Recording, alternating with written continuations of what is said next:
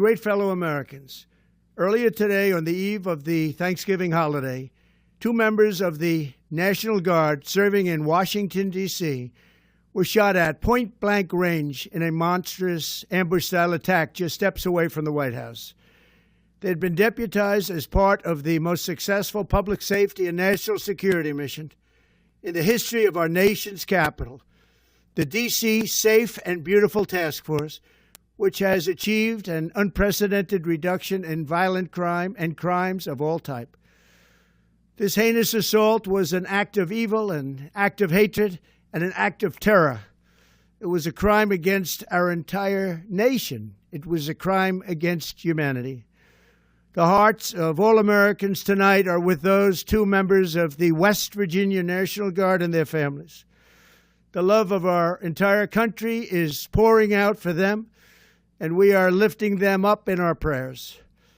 As we are filled with anguish and grief for those who were shot, we're also filled with righteous anger and ferocious resolve. As President of the United States, I am determined to ensure that the animal who perpetrated this atrocity pays the steepest possible price. I can report tonight that, based on the best available information, the Department of Homeland Security is confident that the suspect in custody is a foreigner who entered our country from Afghanistan, a hellhole on earth. He was flown in by the Biden administration in September 2021 on those infamous flights that everybody was talking about.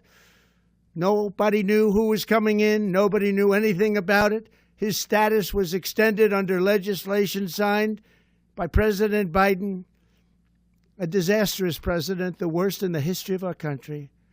This attack underscores the single greatest national security threat facing our nation.